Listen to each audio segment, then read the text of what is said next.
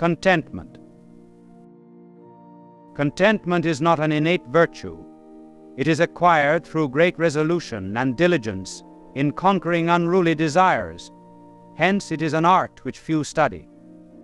Because there are millions of discontented souls in the world today, it might be helpful for them to analyze the four main causes of discontent and to suggest means to contentment. The principal cause of discontent is egotism or selfishness, which sets the self up as a primary plant around which everyone else must revolve. The second cause of discontent is envy, which makes us regard the possessions and the talents of others as if they were stolen from us. The third cause is covetousness, or an inordinate desire to have more, in order to compensate for the emptiness of our heart. The fourth cause of discontent is jealousy, which is sometimes occasioned through melancholia and sadness, and at other times by a hatred of those who have what we wish for ourselves. One of the greatest mistakes is to think that contentment comes from something outside us rather than from a quality of the soul. There was once a boy who only wanted a marble. When he had a marble, he only wanted a ball. When he had a ball, he only wanted a top. When he had a top, he only wanted a kite. And when he had the marble, the ball, the top, and the kite, he still was not happy. Trying to make a discontented person happy is like trying to fill a sea with water. However much you pour into it, it runs out too rapidly for you to catch up. Nor is contentment to be found in an exchange of places. There are some who believe that if they were in a different part of the earth, they would have a greater peace of soul. A goldfish in a globe in water and a canary in a cage on a hot day began talking. The fish said, "I wish I could swing like that canary. I'd like to be up there in that cage." And the canary said, "Oh, how nice to be down in that cool water where the fish is." Suddenly a voice said, "Canary, go down to the water, fish, go up to the cage."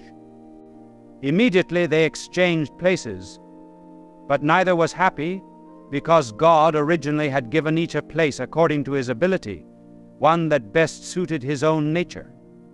The condition of our contentment is to be contained, to recognize limits. Whatever is within limits is likely to be quiet. A walled garden is one of the quietest places in the world. The world is shut out, and through its gates one can look upon it with the affection of distance, borrowing enchantment from it. So, if the soul of man is kept within limits, that is to say, not avaricious, greedy, overreaching, nor selfish, it too is shut into a calm, quiet, sunny contentment. Contented man, limited and bound by circumstances, makes those very limits the cure of his restlessness.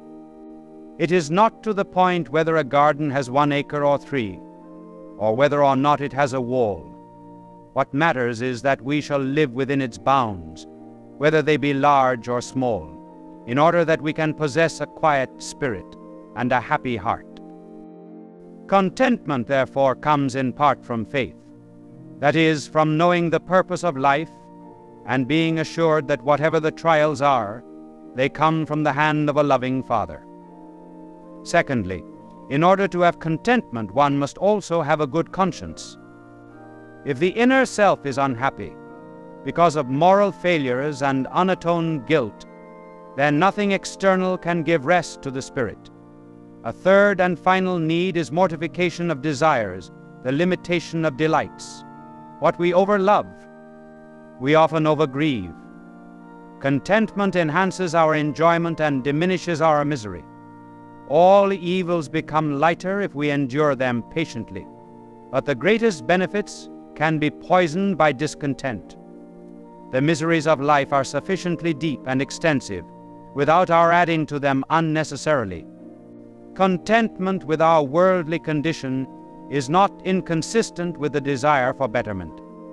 To the poorest man, Christianity says not to be merely content, but be diligent in business. The contentment enjoined is for the time being. Man is poor today, and for this day faith enjoins him to be satisfied. But deliverance from his poverty may be best for tomorrow, and therefore the poor man works for his increased prosperity. He may not succeed. If his poverty continues for another day, he accepts it, and then proceeds until relief comes. Thus, contentment is relative to our present state, and is not absolute in respect to the entire demands of our nature. A contented man is never poor, though he have very, very little. The discontented man is never rich, let him have so very much